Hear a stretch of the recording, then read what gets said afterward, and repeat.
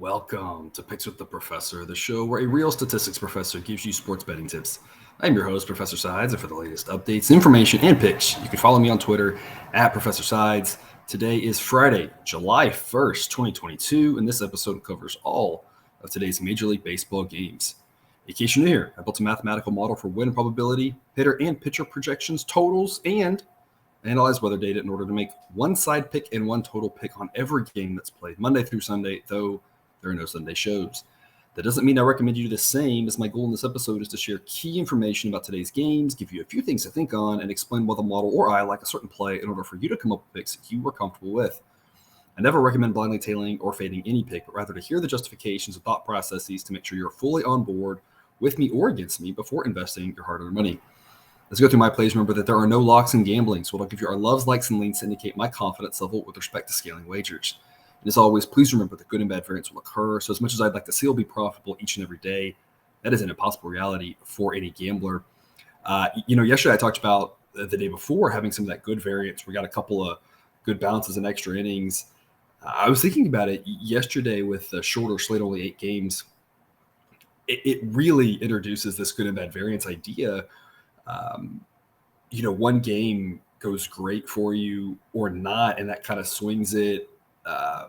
The Braves game, Anderson, like I said yesterday, I don't think he's good.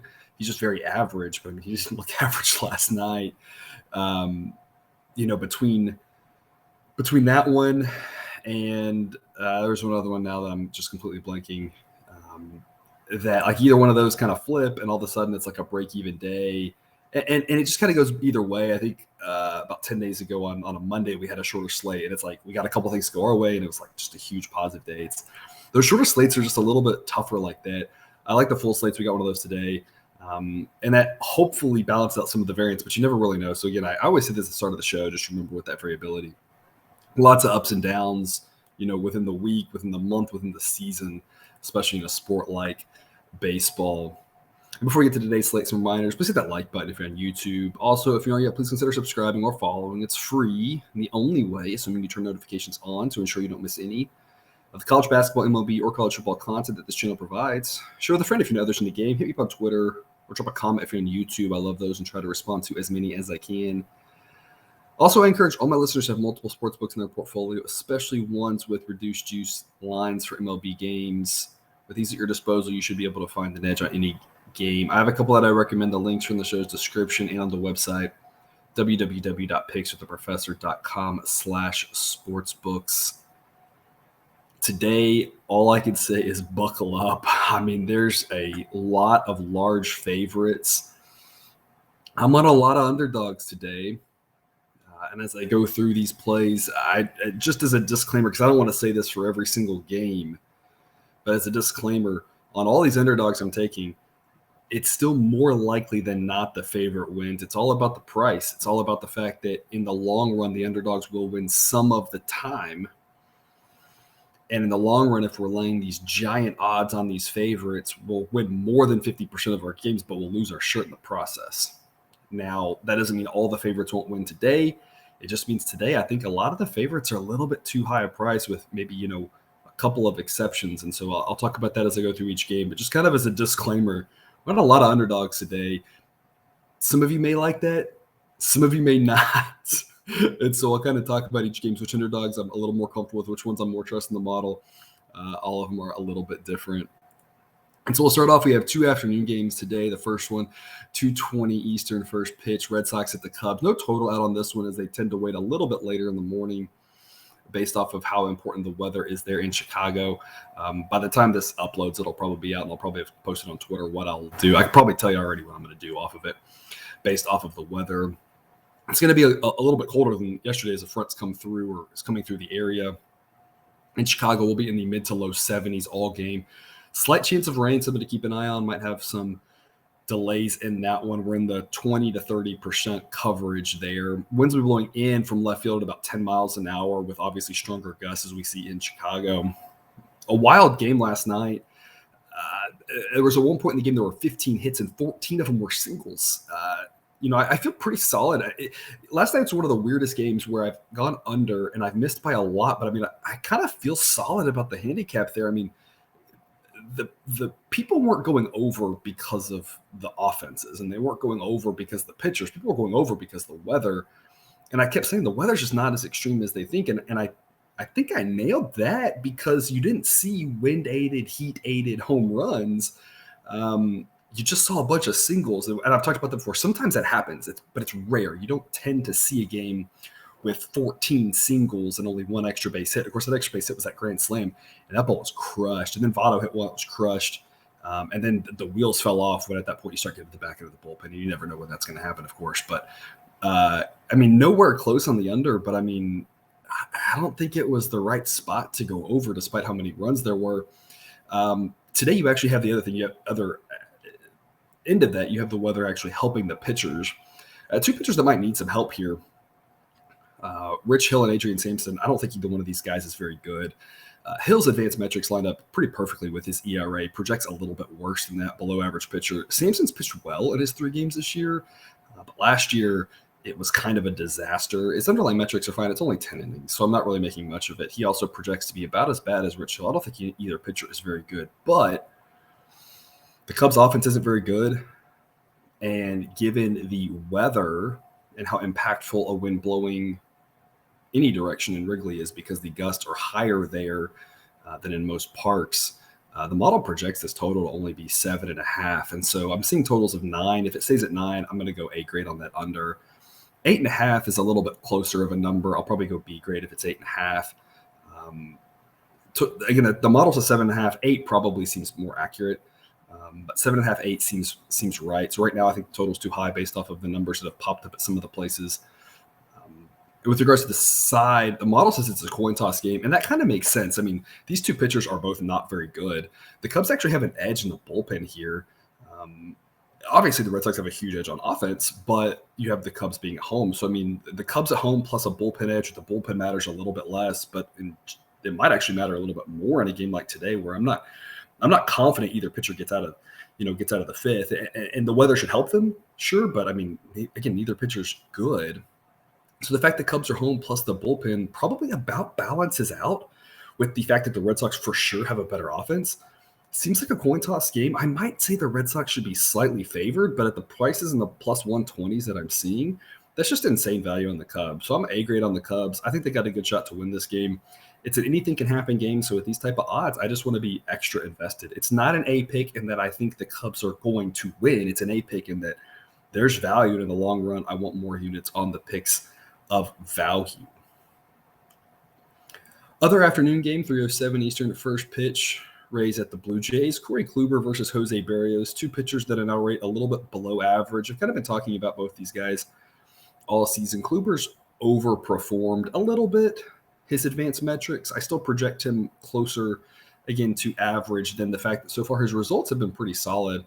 I don't think he's quite that good, but it's not a huge drop-off from there. Berrios, on the other hand, has been atrocious. He's not that bad, but as I've been saying for a long time now with him, for it seems like at least a couple months of the season, just an average pitcher at this point in his career. Two pretty good offenses, two bullpens that rate below average. Total of 9 seems way too low. I'm going over 9 with an A grade. Didn't get the over yesterday, as one team did their part getting their 4 runs, and then Kikuchi with just the start of the season as bad as he's been.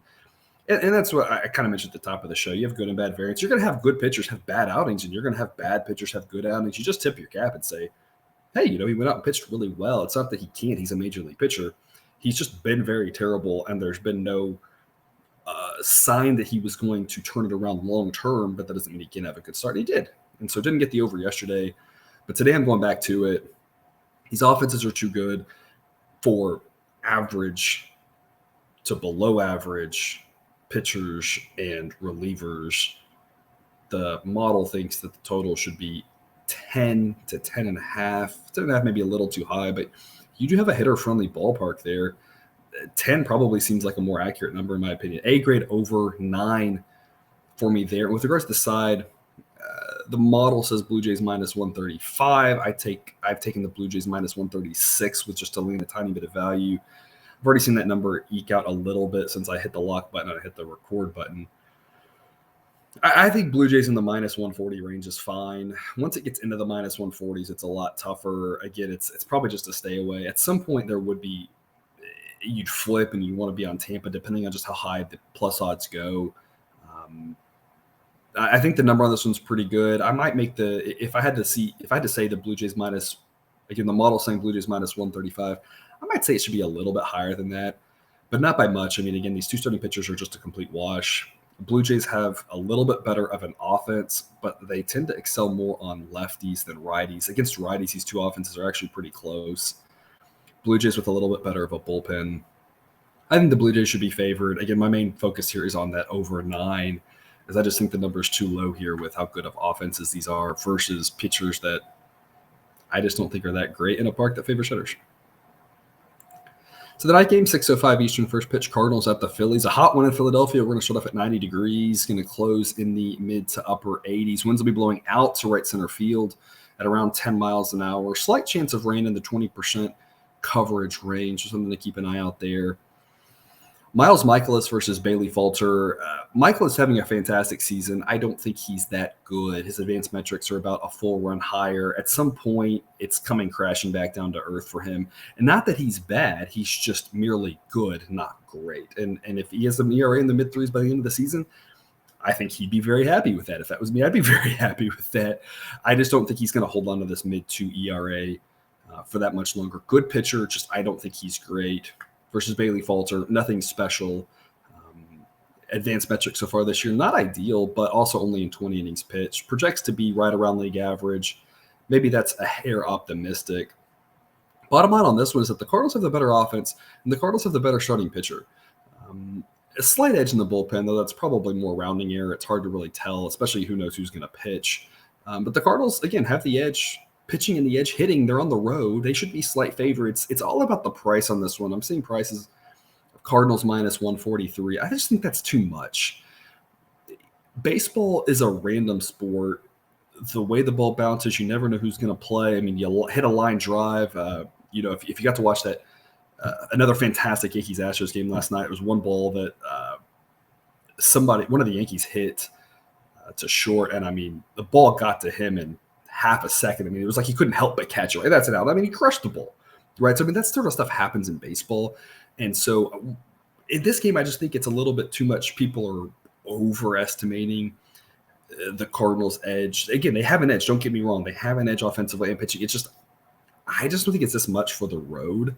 Model says Cardinals minus 122. I'll take the Phillies at plus 132. It's all about the number. I think there's good value here. B pick. Again, I think the Cardinals more likely to win than not. It's just the price is too high for me. It's a situation, and I'm going to say this a lot. It's either Phillies or pass. I think if you pass, it's totally acceptable, but it's hard to say that long term you're going to do well laying odds steeper than you should.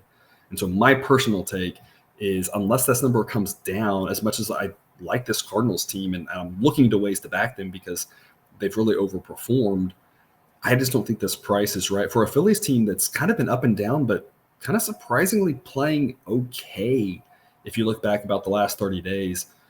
Of course, they looked pretty good last night against Atlanta. And again, a hot one.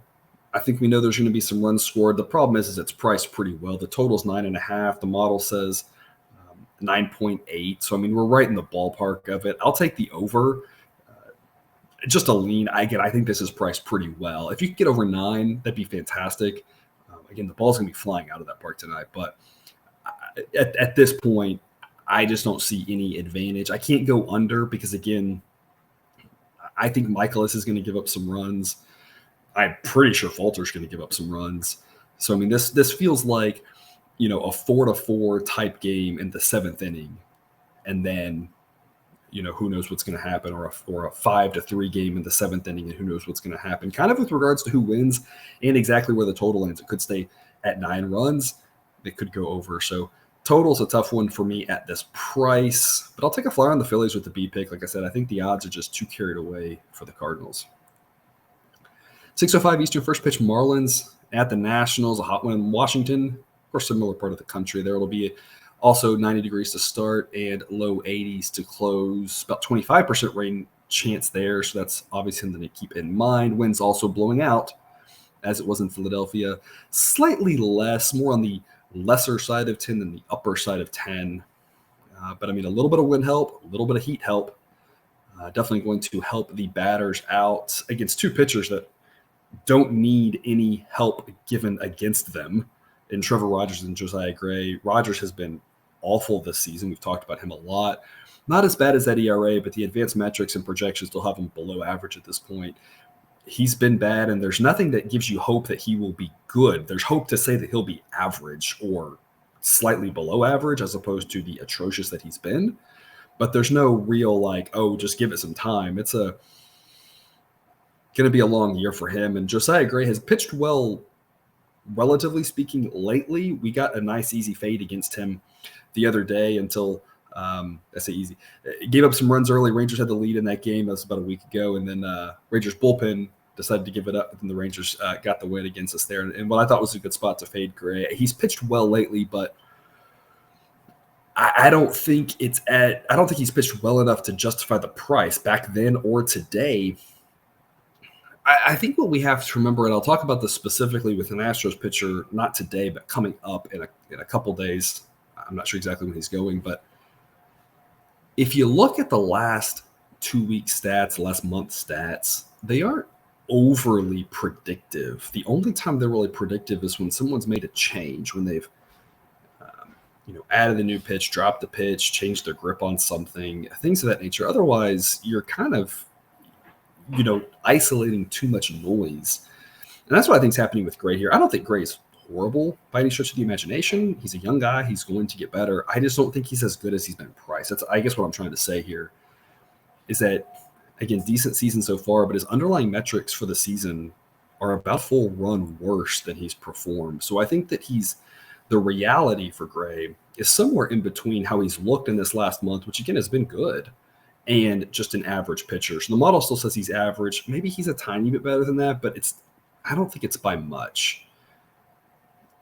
So I would say a starting pitcher edge for the Nationals. Unfortunately, that's where the edges end for them. The Marlins have a bullpen edge for sure. So if the Marlins get to Gray at all, and this game gets into the Nats bullpen, or maybe kind of as soon as Rogers is done, at some point you have to hope the Marlins are going to tell Rogers, hey, just go twice through the lineup, get us 5 innings and be done, and not try to lengthen him out. Because him going a third time through the lineup is, seemingly a recipe for disaster. Marlins have the better offense. I don't understand how the Nationals are favored in this game. I'm not big on this Nationals team. The Marlins for a while I think were a little bit overvalued, but I think their market's pretty accurate. It's just why are we loving the Nationals? It makes no sense to me personally. I think the Marlins should be favored. I make them a minus 123 favorite and they're plus 116. It's one of the largest edges I've had all season. And that doesn't mean I would put more on it. At some point there is a cap, and again, there's no perfect accuracy to the model. Right, if you've heard the saying, all models are wrong, some models are useful, right? There's no model that's perfectly accurate, anything like this, but Marlins should be favored in this game, in my opinion. I know it's a road team, but they have an edge on the offense and just such a huge edge in the bullpen. And as bad as Rogers is, I just don't think that Gray is, working his way towards Cy Young candidacy. That feels what it's like he's being priced as. I don't like this Nationals team at all. A pick for me in the Marlins at plus odds. This line just confuses the heck out of me. With regards to the total, I'll take over 9. It is minus 123. It's a B grade pick. It drops to a C at 9.5. My hunch is that's where it's going, given these odds. Neither offense is great, but again, I don't really trust either pitcher. Like I said, I sure as heck don't trust whatever happens when you get to the Nationals bullpen. It's a hot night with the wind blowing out. 9.5. It's basically just like the game before we talked about. 9.5 is a real tough ask. At least at 9, we've got the push protection. So I'll go over 9 with a B grade there in Washington. 6:40 Eastern first pitch. Braves at the Reds. Another warm one here. Upper 80s to start, around 80 to close. More like 40 to 50% chance of rain here. So I'll have to keep our eye on the weather throughout the day. Winds will be blowing mostly across, so no real wind effect in this one. Of course, remember we have one of the most hitter-friendly ballparks in the country. Max Fried versus Mike Minor. I mean, a huge starting pitcher discrepancy. There's no other way to put it. Fried is very, very good. Advanced metrics actually better than his 277 ERA, and that's really tough to do. At this point, his rating in my system, I talked about the ratings yesterday, is 77. Again, once you get to the 70s, that's really good. He's fantastic. I mean, there's nothing else to say. Versus Mike Minor, who he's not as bad as a 7.71 ERA, but I feel like any pitcher who actually sticks around in the major leagues probably isn't as bad as a 7.71 ERA. Only 5 games, but his advanced metrics haven't been good. At this point, he projects to be really bad. Again, huge starting pitcher mismatch in favor of the Braves. The Reds' offense performs better against lefties. It's good for them. Unfortunately for them, the Braves' offense also performs better against lefties. So both offenses are going to get a little bit of a boost here with regards to facing a lefty. Model says the Braves should be a minus 192 favorite. Minus 260 is just absurd. It's similar to what I talked about earlier. I'll say it a lot. To me, it's either Reds or pass. If you want to pass, that's fine. And people say, what about the run line? The problem is with the run line is you have the same issue. They're so correlated in how they price these things. You're going to have to lay odds on this run line. I mean, if I was going to play it, I'd play it on the run line just because minus 260 is a crazy high price for this scenario. But I just don't think there's any value personally. That doesn't mean the Braves won't win. The Braves probably win, and they probably win, by 3 or 4 runs. But minus 260 is just a crazy number. I'm on the Reds at plus 233 as a B pick. I'm trusting the model. I'm trusting the fact that we're doing this day in, day out across every single game. In the long run, taking these plus odds is going to help out because the underdogs are going to win occasionally. I only think the Reds win 34% of the time. If they win 34% of the time, this is a fantastic play for us and is going to really help our bank account. So I'm on the Reds. I don't really think they win, but you never think an underdog is going to win in baseball, and they do. And they do more than our brains want to think. The bad teams win a third of the time. And every once in a while, we've seen it in several situations this year with the Dodgers being involved in a couple of them, the Orioles being involved in a couple of them, where a team that you say, this team isn't very good, goes in and they'll sweep or take 2 out of 3 or 3 out of 4 from a really good team. Not to say, again, I think the Reds win. It's just you never know with baseball, and it's all about the price, plus 233. Offer some pretty good value on the Reds. It's not one I love making. I'm hesitant to make it. Braves are a much better team, but the odds, again, it's all about the price. With regards to the total, I'll go under 9.5 with just a lean. The model says 9.3. I think this one's priced pretty well. Again, if I could get 9, I'd flip and I'd probably go over. At this point, I'll go under 9.5, kind of because I have to. I mean, Fried's fantastic, and I kind of have to think Minor's not going to be this bad going forward. And maybe that's wrong. He's been really bad so far, but I kind of have to think he's going to be at least mediocre to okay. And if so, maybe there's a little bit of a lean to the under. Again, I think this one's priced pretty well at 9.5, though. And so is this just a lean for me on that total. 7:05 Eastern first pitch, Brewers at the Pirates. Another warm one. Upper 80s to start, upper 70s to close. Chance of rain increasing as the game goes along. We're up to about a 50% rain coverage by the end.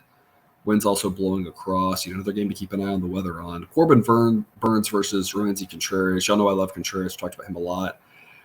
He's not as good as that 276 ERA. The advanced metrics are about a 1.5 higher. He's probably more just an average pitcher, but a young kid coming up being average is not bad for sure. I mean, many of us in our chosen fields would love to be our first year in something and at least be average across everyone in the company, right? So Contreras, pretty solid for being a rookie, just an average pitcher, though. Again, not as good as those numbers. Birds is obviously fantastic. There's really nothing more to say about him. Projects as one of the top pitchers in my database with a 73 ranking. I mean, that's fantastic here. Brewers have a better offense, but Brewers' offense is more balanced. The Pirates' offense does better against righties, and so they get a little bit of a boost to kind of close that gap. The biggest thing with the Pirates for me at this point, and we saw it last night, their bullpen struggled. We saw it the day before when we got the winner with the Pirates. Their bullpen struggled, and that stretch where they lost and we were on the Pirates, and they were ahead in like every game. A couple of those they were ahead as big underdogs. their bullpen has just been terrible, and yet the model still believes in their bullpen. I don't get it.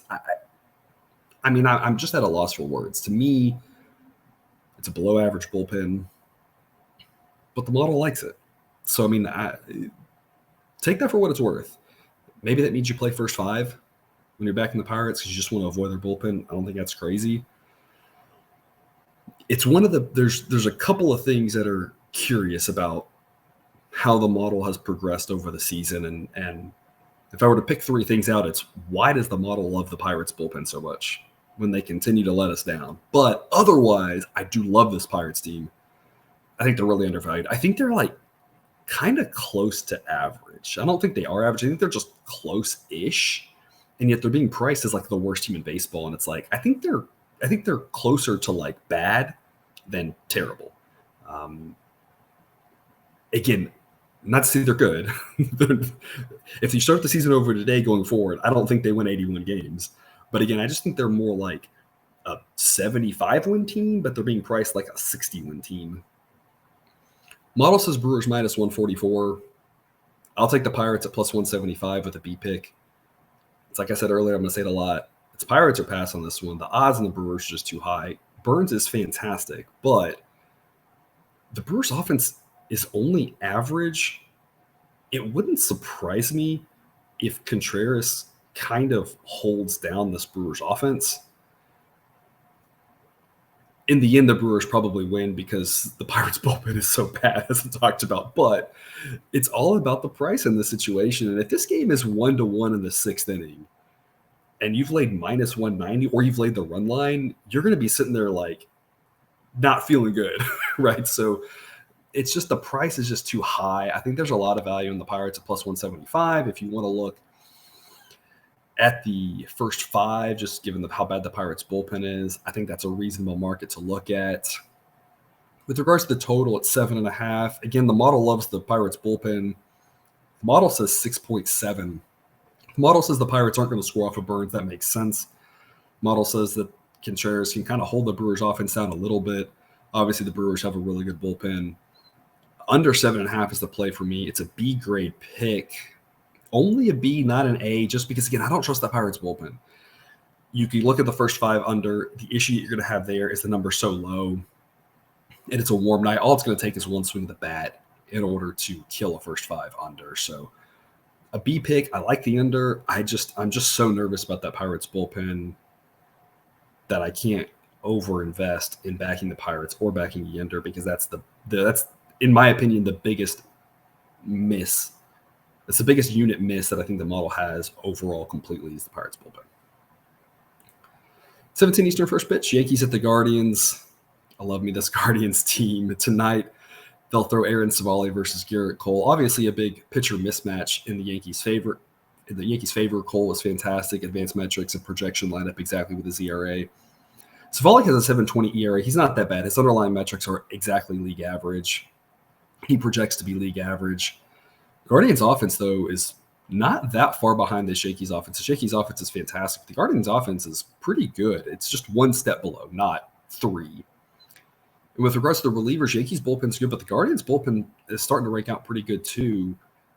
It's a slight edge to the Yankees on offense and bullpen, but not by as much as you'd think. The biggest edge they have, of course, here is just starting pitcher. Nothing to take away from Garrett Cole. What shocks me is that the number on this is Yankees minus 206. Given that the biggest edge the Yankees have here is a starting pitcher alone on the road shouldn't get you to minus 200. The number makes no sense. It's the same story I've been saying. It's the Guardians or pass for me. It's plus 189. It's a B grade pick. The model says 138.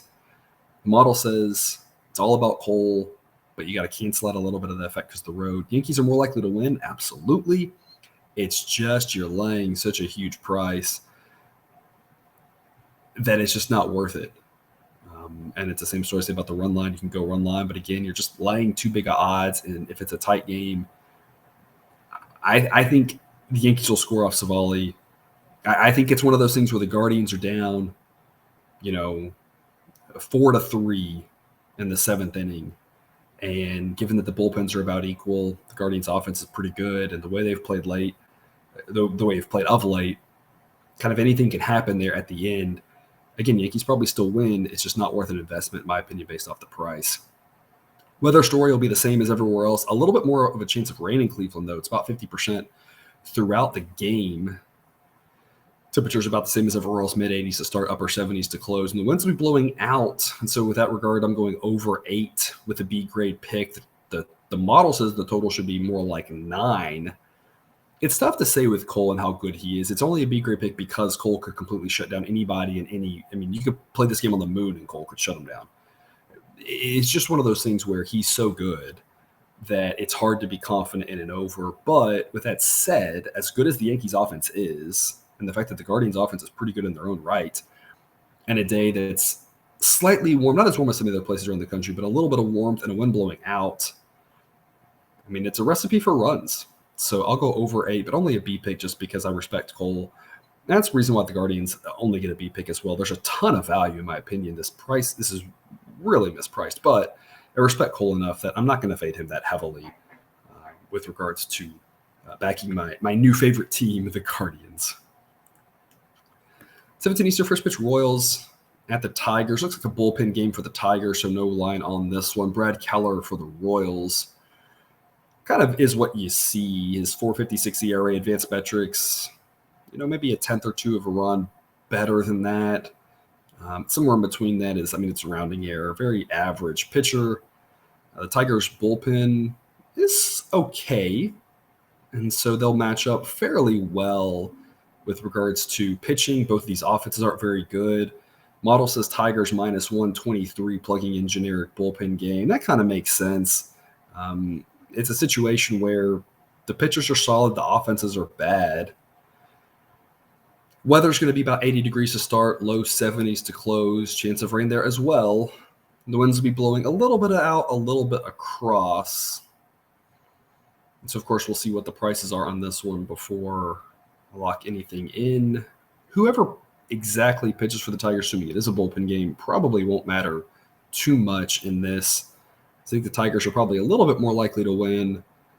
They do have a little bit of an edge with regards to relievers, but otherwise it's kind of a coin toss game with giving the Tigers their boost for home field. That's kind of how the model gets to Tigers minus 123. 17 Eastern first pitch, Rangers at the Mets. Low 80s to start, around 80 to close. Winds will be blowing out to left field at 10 to 15 miles an hour, so another little bit of a boost to the bats there with regards to the weather. Glenn Otto versus Chris Bassett. Otto, 5.31 ERA, advanced metrics, about right there. Projects a little bit better, but definitely a below average pitcher. Bassett with a 4.01 ERA, advanced metrics, slightly better than that, and does project to be good. Edge to the Mets with regards to the starting pitcher. Edge to the Mets with regards to the offense. Edge to the Mets with regards to the bullpen. Edge to the Mets being home. This is one where I'm comfortable with the favorite here. A rare statement I'm making today. The model says the Mets should be in the minus 180s, so I'll take them at minus 187. Only a lean because I just don't think there's a ton of value on it. But it is one that I have my eye on. If this price gets any better than this, it jumps to a B pick at the minus 180 mark. So I'm going to keep my eye on it. Hopefully it does get a little bit better for us. But if you can grab Mets minus 180, I think you've got some value. Minus 187, I'm fine being on the Mets. It's just hard to be too invested once you get towards the minus 200s. They are the better team in every facet and at home. It's just they don't have quite enough of an edge to make me feel really comfortable laying such a big number. I'm on the Mets, just not too heavy. The total's 8.5. I'll go over the 8.5 with the B pick. I think this total should be 9. The model says 9.5. I think that 9 and 9.5 range makes sense. So over 8.5 is a B grade pick. I just can't go with an A grade pick. That park does tend to favor pitchers. Bassett's pretty solid. Mets bullpen's pretty solid. Rangers might only score 2 or 3. And if that's the case, I wouldn't take the Rangers team total under, given that it is a hitter-friendly environment. But if the Rangers only score 2 or 3, we're going to need a lot of help from the Mets to get over this. So I like the over. I think the over is the right play. It's just only a B grade. I just think there's when you think through how you can lose a play, there's more ways you can lose this than I'm comfortable with to get it to an A grade. So I like the over, just don't love it. And that's why it gets a B grade. 8:10 Eastern first pitch, Diamondbacks at the Rockies. Nice day in Denver. It'll be mid 70s to start, low 70s to close. More chance of rain there, even across the country. Winds will be blowing out to center field at around 10 miles an hour. So a little boost to the bats based off the wind. Temperature, though, probably not so much. Probably pretty neutral there. Merrill Kelly versus Antonio Sensatella. Kelly's a pitcher we talked about. I've loved this guy. 3.64 ERA, advanced metrics line up perfectly with that. Projects a little bit worse. Still projects to be a good pitcher above average. Sensatella, 4.66 ERA. His advanced metrics, though, say he's actually pitched better than that. His ERA is a little bit inflated, mainly because of pitching in Denver. I mean, that's about exactly what you'd expect the jump to be. So, I mean, he's been pretty league average. The advanced metrics say he's been pretty league average, and his ERA, adjusting for Coors, has been pretty league average. So, a very average pitcher here. Should be able to hold down a below average Diamondbacks offense, but I really think Kelly can hold down this bad Rockies offense. Kelly's better than Sensatella, and the Diamondbacks offense is better than the Rockies offense. Both bullpens are just a train wreck. Model thinks the Diamondbacks should be favored. I'll take the Diamondbacks plus 102 with an A-grade pick. Even money is the cut point between an A and a B pick for me. Plus odds, A-grade, even money. Depends on how you're feeling. I like Kelly. I like backing Kelly.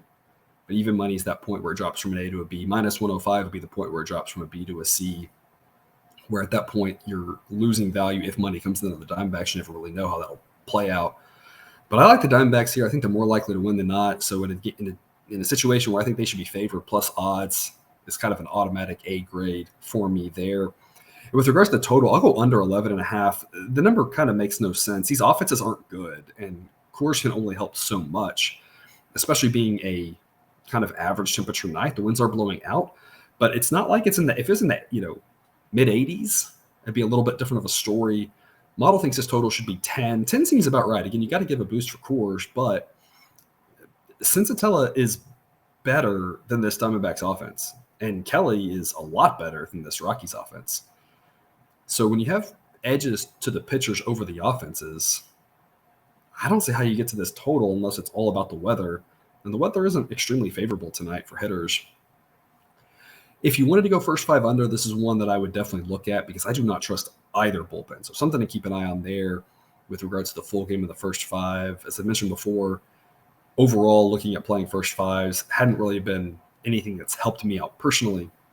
So I'll stick to the full game under 11.5 with the B grade pick. But it's something to keep an eye on if that's a market that you like to play in. I think both pitchers are good enough to hold down these bad to mediocre offenses.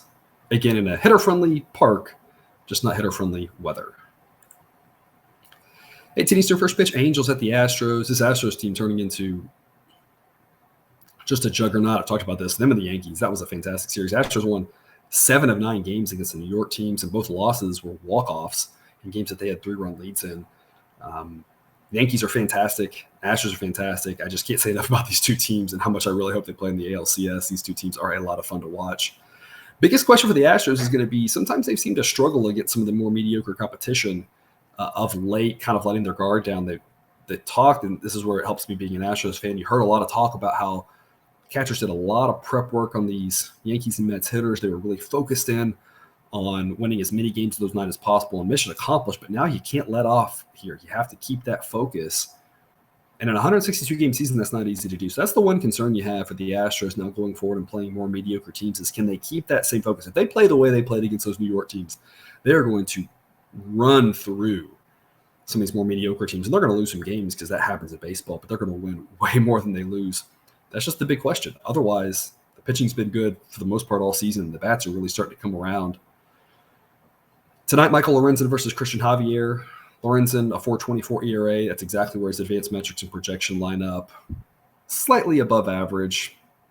Versus Christian Javier. This is a guy I've talked about a lot. I like this kid. 2.73 ERA. He's not that good. His advanced metrics are about a half a run higher than that. But his projection continues to increase. And again, he gets a little bit of a ding on the projection simply because he's not a guy that the Astros have trusted to go deep. But otherwise, a very good pitcher and one that we've trusted backing a lot in a lot of different ways. Model says Astros minus 162. I'll take the Astros minus 157 with a B pick. That minus 160 mark is about where it starts to really have no value anymore. Under minus 160 is a B pick. I think the Astros are the right side here. Just have to be leery of the price. Again, as I talked about, you never know what sort of letdown spot they'll have. It's tough to project that. I'm not going to say this is a letdown spot. We talk about momentum. We talk about things like this. Y'all know I don't really believe in a lot of that stuff, especially with professional athletes. B, if it happens on the outside, we never know when it's happening because it doesn't happen a lot. And so it's not so much that I'm saying this is a letdown spot. It's just a situation where it's on the table for sure after coming off those New York games. So we just don't want to get too carried away with the price here. At this price, I think it's okay. Astros is a much better team, better pitcher, better offense, better relievers at home. So minus 157 is a B grade pick. And I'll take an under 8.5 with an A grade. I think this total should be 8 or maybe even 7.5. Model says 7.6. 7.5 probably seems a little bit low given how well this Astros offense has played, but I'm projecting Alvarez out again tonight. My hunch is he's not going to play. If he didn't play last night against the Yankees, that says he's having concussion-like symptoms. Pure projection, right? But my hunch is he wasn't feeling well. He's having something, right? Something's going on, or else he would have played last night against the Yankees. That's not to say he doesn't want to get back and play, but I don't really see why you rush him at this point of the season. It's a long season against an Angels team that isn't very good. So my hunch is he doesn't play. So all of this is without Alvarez in the lineup. That's part of the reason why the total's lower. Obviously, if he plays, that affects my thinking a little bit. Makes me like the Astros a little bit more and the under a little bit less. But without Alvarez in that lineup, Brantley's out of the lineup. Pena might still be out of the lineup, who has been up and down. He's probably more rounding error, but it can't help. I think under's the way to look here. It's an A-grade pick for me. I just don't think there's enough firepower from either one of these offenses, and both pitchers are above average. Like I said, I think this total should probably be 8 and probably be juiced pretty heavily at 8. So A-grade under 8.5. I love that we get the win at 8 rather than just the push. 18 Eastern, first pitch Orioles at the Twins. Low 80s to start, low 70s to close. Winds will be blowing out. Stronger to start than later. It's going to die down. It's going to be more in the 10 to 15 mile an hour range to start, but under 5 miles an hour at the end. So a bit of a boost to the bats early on, but that's going to fade as the game goes on. Spencer Watkins versus Joe Ryan. Watkins is terrible. His advanced metrics are worse than his 5.14 ERA. One of the worst projected pitchers that I have in my database against Joe Ryan, who we liked early on. Kind of more of a fly ball pitcher, though, and that worked pretty well early in the season in colder weather. But in this situation, I don't think it's as favorable for him, given that early on we'll have warmer weather and winds blowing so strong out. His advanced metrics are about a full run worse than his ERA. Projects to be pretty league average at this point. Model says Twins minus 177. Twins are the better team. Twins are at home. Twins have a massive edge with regards to starting pitcher, and the Twins have an edge with regards to the offense. Unfortunately, 215 is not a price that I think you should lay on the Twins, given the fact that this is not the right environment to back Joe Ryan, and this Orioles team has kind of been frisky, and the Twins bullpen has really struggled. Orioles bullpen's been pretty good. This is a situation where I don't want Watkins going deep. I want to get over to that Orioles bullpen that seemingly has a lot of decent depth. I'm taking the Orioles plus 196 with the B grade. Again, Twins more likely to win, but that price is just way too high. If you had a better pitcher for the Twins, if Joe Ryan was actually as good as that 3.20 ERA, I could see it. But given his advanced metrics, again, being over a run worse than that, I just think that's way too high of a price. I'm on the Orioles with a B grade pick at plus 196. Again, it's either Orioles or pass, in my opinion. With regards to total, I'm going over 9 at minus 107. It's a B grade pick, only a B just because this Orioles team has been more of an under team. Occasionally you see them with a higher scoring game. It's just the weather and the pitchers, just more line up for an over game. So over 9, I think, makes a lot of sense. I just can't quite get there with an A pick. Just too much variability, in my opinion, to be that confident in it. But I do think over is the way to go in that one. 10-10 Eastern first pitch. Padres at the Dodgers. Nice night in LA to start off with. Low 70s. It'll be a little chilly by the end in the mid 60s. Winds will be blowing out at about 10 miles an hour. They usually do blow out about that to start, but it'll kind of hold that way throughout the game. So it's of note. Blake Snell versus Tony Gonsolin. These two pitchers are much closer than you'd think. The model actually says Snell's a better pitcher. I don't know about that. That seems a bit of a stretch. So far this year, the results, Gonsolin's been so much better. I mean, no one's arguing that, right? Again, there's just a difference between results and what we project going forward. Snell's 5.60 ERA, the advanced metrics say it should be a run and a half better. Gonsolin's a 1.58 ERA, the advanced metrics say it should be 2 runs worse. You know, this is what I'm at a bit of a loss for words on. Model says Dodgers minus 148. I'm taking the Padres plus 164. That's insanely good value in my opinion. It's a B-grade pick. The model's really taking a stance and saying Snell isn't this bad and Gonsolin isn't this good. That's all it boils down to. I don't know how comfortable you are making that stance. And that's what you have to ask yourself on this one, especially depending on exactly where the price is. The Dodgers should be favored. They're more likely to win. But at a price like minus 180, Dodgers minus 180, I think makes sense if you only look at this year's numbers and say that's who they are. And I'm not saying they aren't. It's just the advanced metrics say that they aren't. And the projection says they aren't. And that doesn't mean that they aren't. That's just the stance I'm taking. It's the stance the model's taking. If you want to look at their ERA and say Snell is done, and you want to say Gonsolin's overperforming, but he's just really good, and he's going to keep doing that all season, lay Dodgers minus 180. It makes sense if that's what you believe. I just can't get there. Do I think Snell is a good pitcher anymore? No. The projection at league average seems about right. Maybe a little bit worse. Gonsolin, I think Gonsolin's good. He projects at league average. I think he's probably a little bit better than that. But I think you have maybe a slight edge in the starting pitcher to the Dodgers, but not what this is priced at. Obviously, the Dodgers have a huge edge on the offense and they're home.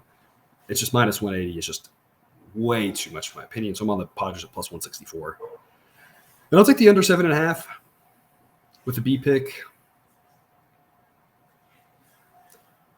If I look at Snell and Gonsolin, I tend to think that Snell is not this bad. And I think that Gonsolin's overperformed, but I'm not sure this Padres offense is good enough to really make him capitalize off that. So I'm really just kind of taking a stance and saying that Snell is better than those numbers. And that'll be a tight, low-scoring game these teams tend to play. These two teams play the two type of games. They either play this tight, low-scoring playoff game, or occasionally they just play one where just the wheels come off and it's like 7-6, right? I'm banking on it not being 7-6, especially as the night goes along and it gets chillier. B pick on the under. I think the total should probably be 7, but I just can't be that confident with Blake Snell involved. I mean, that's the bottom line. I can't be that confident with him. 10-10 Eastern first pitch. A's at the Mariners. James Capriellan versus Marco Gonzalez. Y'all heard me talk about Gonzalez. I don't think he's that good. Advanced metrics almost 2 full runs higher than his ERA. But I still think he's better than Capriellan. It's all about the price. It's also all about relative to who you're playing. And Gonzalez, I think, is a little bit overvalued, but Capriellan's just really bad. 5.88 ERA, advanced metrics are right there with him. Projects a little bit better than that just because at some point the model's like, hey, you're in the major leagues. Like, you aren't going to be terrible always, or else you won't be in the major leagues. And maybe that's where he's heading. I don't know. He's not having a good year by any stretch of the imagination. Pitching in a huge pitcher-friendly park. So, I mean, the fact that his ERA is that bad is it's bad. That's really no other way to put it. Mariners have a huge edge on offense. They have a huge edge in the bullpen. And they have an edge in the starting pitcher, and they're at home. It's enough for me to back the Mariners. The model says Mariners minus 207. Mariners minus 195 is a B pick. It's almost an A pick. I've seen this number come down a little bit. If it comes down anymore, I'm going to add that third unit to it. Realistically, minus 180 for sure is an A pick. That minus 185, maybe. I think the Mariners are the right side. I'm not going to make the same mistake I made last night. Last night I said, hey, it's big odds, but I just didn't want to have that much on the Mariners, but that was a mistake. They're just a much better team. As opposed to other situations where I'm taking dogs. I'm taking dogs in those situations where I say, kind of, here's why this can be close. Here's why it's mispriced. But I mean, in those other games, it's like let's take the Yankees-Guardians game, for example. Yankees have a little bit of an edge with regards to the bats, and they have a little bit of an edge with the bullpen. They have a good edge with the starting pitcher, but it's one big edge and a bunch of little edges. In this game, the Mariners have a huge edge on offense and a huge edge in the relievers, and as bad as Cabrera is, not a bad edge with the starting pitcher. That's when I'm comfortable laying these prices, and it's not even up to minus 200 yet. I think it should be. Mariners minus 195 is a B grade pick for me, and I'll take the under 8. Only a B, though. After last night's shenanigans, I can't be overly confident and make that an A pick. Neither pitcher is good, like I said, and the A's bullpen is bad. It's such a pitcher-friendly ballpark, and I don't trust the A's to score hardly against anybody. The fact they scored 6 last night, that seems like a week's worth of runs for them. So I'll go under 8, but again, last night gives me a little bit of a whiplash. I don't think there's a ton of value on this number. Again, the pitchers just aren't good enough for this to get to an A pick, in my opinion. 10:15 Eastern, first pitch, White Sox at the Giants. The late game of the night. Chilly in San Francisco, mid-50s. Winds will be blowing out. It's about 20 miles an hour, but in that park, that means a whole lot less than anywhere else.